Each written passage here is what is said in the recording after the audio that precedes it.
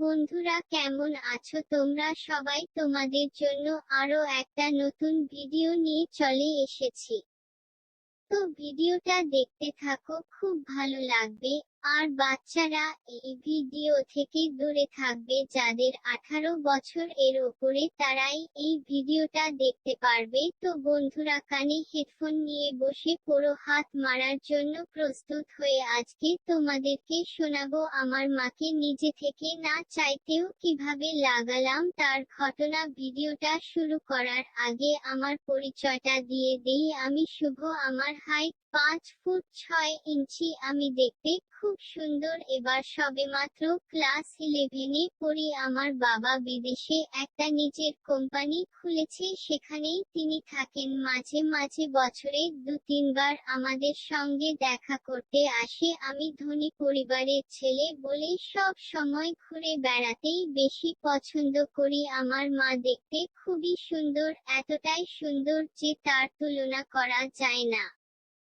আমার মা এর শরীরের গঠন কামুক নারীদের মতো, তার বড় বড় ডাব, ওর চেয়েও খেলানো কোমর ও উঁচু উঁচু তার পেছনের সাইজ।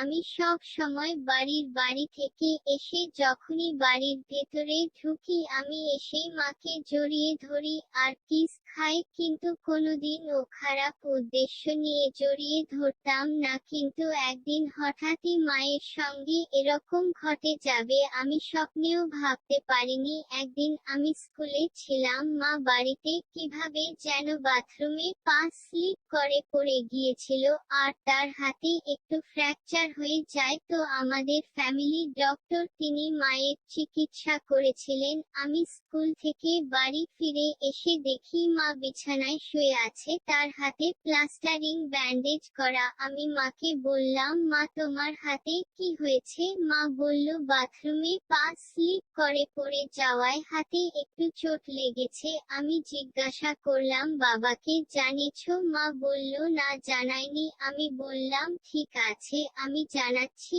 এই বলে আমি বাবাকে ফোন করলাম আর সব জানালাম। তখন বাবা বলল, এখন কোম্পানিতে কাজের খুব চাপ, আমি যেতে পারবো না। তুমি এখন কয়েকদিন স্কুল যাওয়া বন্ধ রাখো, আমি তোমার স্কুলে প্রিন্সিপালকে জানিয়ে দেব, কোন অসুবিধা হবে না। তুমি বাড়িতে থেকে তোমার মায়ের খেয়াল রাখো, একটু যত্ন করো, সময়মতো ডাক্তার দেখিয়ে নিও। আমিও বাবার কথা মতো বাড়িতে থেকে মায়ের সেবা যত্ন করতে লাগলাম। মাকে খাইয়ে দেওয়া, তার হাত পা মুছে দেওয়া, আমি মায়ের খুব ভালো হয়েছে পছন্দ করতে লাগলাম। এভাবে 2 দিন পার হয়ে গেল। 2 দিন পর মা আমাকে বলল যে, শুভ, আমার খুব মাথা ঘুরছে, 2 দিন স্নান করা হয়নি, সেই কারণে হয়তো হবে, আমাকে একটু বাথরুমে নিয়ে চল, আমি স্নান করব। আমি মায়ের কথা শুনে মাকে ধরে ধরে বাথরুমে নিয়ে গেলাম, আর আমি বাইরে অপেক্ষারণে করতে লাগলাম। মা দরজাটা লাগালো না, কারণ যদি কোন অসুবিধা হয় আমি তাকে সাহায্য করতে পারবো, সেই কারণে মা ভেতরে ঢুকে এক হাত দিয়েই তার শাড়িটা খুলে ফেললো আর শাওয়ার চালিয়ে স্নান করতে শুরু করলো। দরজাটা একটু ফাঁকা বেশি ছিল, সেই কারণে বাইরে থেকেই মায়ের গোটা শরীর দেখা যাচ্ছিল। আমি বাড়ি থেকে মায়ের ধপধপে ফর্সা শরীরটা দেখে আমার নিজের মধ্যে যেন কেমন একটা অনুভূতি হচ্ছিল। আমি সেটা কিছু মনে না করে বাইরে থেকেই মায়ের চান করা দেখছিলাম। তারপর মায়ের স্নান করা শেষ হলে মা আমার কাছে টাওয়াল চাইলো, আমি টাওয়ালটা মাকে দরজার ফাঁকা দিয়ে দিলাম। তারপর মা তার গোটা শরীর মুছতে লাগলো, তার এক হাতে চোট খাওয়ার কারণে আর এক হাত দিয়ে গোটা শরীর মোছা অসুবিধা হওয়ার কারণে মা আমাকে ডাকলো তার শরীরটা মুছে দেওয়ার জন্য। আমিও কিছু না ভেবে ভেতরে চলে গেলাম, মায়ের হাত থেকে তালটা নিয়ে তার চুলগুলো আগে মুছে দিলাম। তারপর পর মায়ের শরীরটা মুছে দিতে লাগলাম, তখন আমার গোটা শরীরটা যেন কিরকম অনুভূতি হচ্ছিল। তখন আমি খেয়াল করলাম আমার নিচের গলাটা যেন অনেক শক্ত হয়ে গেছে আর লাফালাফি করছে। আমি লাগালাগি কিভাবে করে সেসব জানতাম না, তাই কিছু না বুঝে আমি আবার মায়ের শরীর বুঝতে লাগলাম। তার গোটা শরীর মুছে দেওয়ার মা তখন আমাকে বলল, এবার তুই বাইরে যা। আমি ভেজা কাপড়গুলো খুলে ফেলি। আমি বাইরে এসে দাঁড়ালাম, মা তার ভেজা কাপড়গুলো খুলতে লাগলো। আমি বাইরে থেকে মায়ের উন্মুক্ত বড় বড় ডাব ও তার উঁচু উঁচু পিছনের দিকটা স্পষ্ট দেখতে পাচ্ছিলাম। তার সোনায় একটাও ঘাস নেই, সুন্দরভাবে পরিষ্কার করে রাখা। আর এদিকে আমার কলার গোড়ায় ঘাসে ভর্তি। আমি মনে মনে ভাবতে লাগলাম, মায়ের সোনায় একটাও ঘাস নেই কেন? এসব ভাবতে ভাবতে আমার হয়ে গেছে, এবার আমাকে রুমে নিয়ে চল।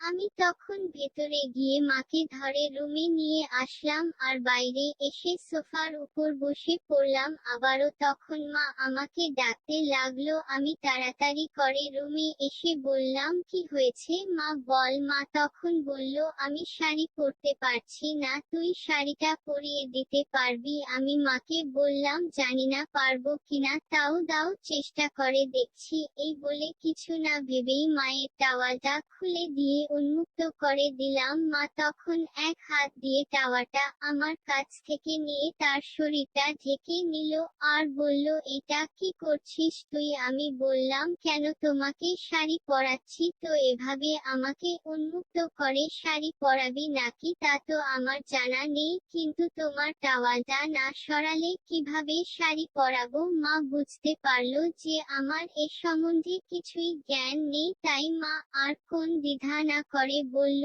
ঠিক আছে, তুই যেভাবে পারবি পরিয়ে দে। আমি তখন মায়ের টাওয়াল সরিয়ে দিয়ে আমি শাড়ি পরাতে শুরু করলাম। প্রথমে মায়ের ব্লাউজটা পরিয়ে দিলাম। ব্লাউজ পরানোর সময় মায়ের তুলতুলে নরম দাগগুলো আমার হাতে ছোঁয়া লাগছিল। তখন আমার গলাটা আবারও শক্ত হয়ে দাঁড়িয়ে গেল। আমি কিছু খেয়াল না করে মায়ের পেটিকোট পরিয়ে দিলাম আর শাড়িটা তারপর পরাতে শুরু করলাম। আমি মাকে কোনো রকম ভাবে শাড়িটা পরিয়ে দিলাম। তারপর মাকে বললাম, হয়েছে? মা বলল, হ্যাঁ হয়েছে, কিন্তু খুব ভালো হয়নি, যা হয়েছে থাকেতেই হবে, আমি তো কোথাও আর ঘুরতে যাচ্ছি না। এই বলে মা বিছানার উপর বসে পড়ল আর আমি মায়ের সামনে দাঁড়িয়ে আছি, কিন্তু আমার একদমই খেয়াল নেই যে আমার গলা শক্ত হয়ে দাঁড়িয়ে আছে, যেন প্যান্ট ফেটে বেরিয়ে আসছে, প্যান্টের বাইরে থেকেই বোঝা যাচ্ছে। এদিকে মায়ের চোখ আমার গলার দিকে কখন চলে যায় আমি বুঝতে পারিনি। মা দেখে আমার গলা শক্ত হয়ে দাঁড়িয়ে আছে, তখন মা আমাকে জিজ্ঞাসা করলো, তোর ওখানে ওরকম উঁচু হয়ে আছে কেন, কি হয়েছে? আমি বললাম, জানি না কি হয়েছে। তখন মা বলল, এদিকে আমার কাছে আয়, দেখি কি হয়েছে। আমি মায়ের কাছে গেলাম আর মা তখন আমার গলার ওখানে হাত দিয়ে দেখলে যে আমার গলা এভাবে দাঁড়িয়ে আছে। তখন মা আমাকে জিজ্ঞাসা করলো, এটা এরকম হয়ে গেছে কেন? আমি বললাম, জানি না, তোমার ডাবের স্পর্শে ও শরীরে স্পর্শ করছিলাম, তখন থেকে এরকম হয়ে গিয়েছে। তখন মা বুঝতে পারলো যে আমার কিসের জন্য গলা দাঁড়িয়ে গেছে, তাই মা আমাকে বলল, তুই সেক্সের সম্বন্ধে জানিস? আমি বললাম, না, এ সম্বন্ধে জানি না, সেক্স কি হয়? মা তখন মা বলল, তুই এখানে বস, তোকে শিখিয়ে দিচ্ছি। আমি মায়ের কথা মতো মায়ের পাশে খাটের উপর বসে পড়লাম আর মা আমার গলাটা প্যান্টের ভেতর থেকে বের করলো আর বলল, তোর গলাটা তোর বাবার থেকেও অনেক মোটা আর লম্বা। এ বলে আমার গলাটা হাত দিয়ে নাড়তে লাগলো। কিছুক্ষণ হাত দিয়ে নাড়াচাড়া করার পর মুখে পড়ে চুষতে লাগলো। আমি তখন মাকে বললাম, কি করছো মা? আমার এটা তো অনেক নোংরা, এটা থেকে প্রস্রাব বের হয়, এটা মুখে নিও না। তখন মা বলল, সেক্স এভাবেই করতে হয়, সেক্স করার সময় এটা মুখে নিতে হয়। আমি আর কিছু বললাম না, চুপ করে গেলাম। তখন মা বলল, যদি সেক্স করা শিখতে হয় তাহলে চুপচাপ থাক, আমি যা বলবো তাই করবি। আমিও চুপচাপ হয়ে গেলাম। মা তখন আমার কলাটা মুখে নিয়ে আরো জোরে জোরে চুষতে লাগলো। কিছুক্ষণ চষার পর মা বলল, আমার শাড়িটা সবকিছু আবার খুলে দে। আমি তখন মাকে বললাম, অনেক কষ্টে পরিয়েছি, আবার খুলতে দিলে আবার পরাতে পারবো কিনা বলতে পারবো না। আমি বললাম, যা বলছি তাই কর। আমিও কিছু না বলে সবকিছু আবার খুলে দিলাম। পরে পরাতে পারবো কিনা সেটা পরে দেখা যাবে, আগে সেক্স কিভাবে করতে হয় সেটা শিখে নিই, তারপর। মায়ের সব কিছু খুলে দিয়ে আমাকে বললাম, নাও, খুলে দিয়েছি। তখন মা বিছানায় চিৎ হয়ে শুয়ে পড়ল, আর দুই পা ফাঁক করে দিয়ে আমাকে বলল, আমার সোনায় মুখ দিয়ে চুষে দে। আমিও মায়ের কথা মতো মায়ের সোনায় মুখ দিয়ে চুষতে শুরু করলাম। কিছুক্ষণ চষার পর মা অনেক গরম হয়ে গেল আর মুখ থেকে আওয়াজ করতে লাগলো। আমি তখন মাকে জিজ্ঞাসা করলাম, মা, তোমার লাগছে নাকি? তুমি আওয়াজ করছো কেন? মা তখন বলল, লাগছে না, অনেক সুখ পাচ্ছি, অনেক আরাম পাচ্ছি, তাই আওয়াজ করছি। আমি তখন মাকে বললাম, তুমি যদি এরকম করলে অনেক সুখ পাও তাহলে আমি সবসময় রোজই তোমার সোনা চুষে দেব। এই বলে আমি চুষতে লাগলাম, আর মা তখন আমাকে বলল, এখন থেকে তোকে যদি চুষতে দেব।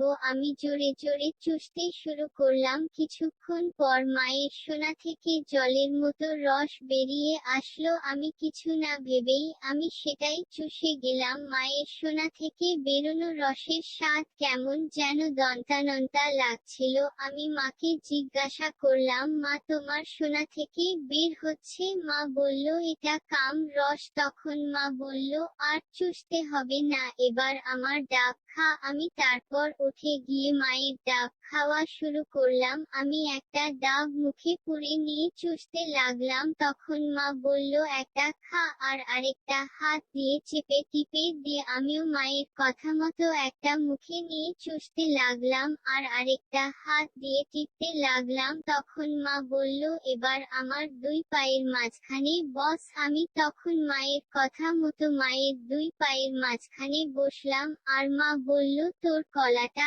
আমার সোনার গর্তে সেট কর। আমিও মায়ের কথা মতো আমার কলাটা মায়ের সোনার গর্তে সেট করে দিলাম। তারপর মা বলল, এবার চাপ দে।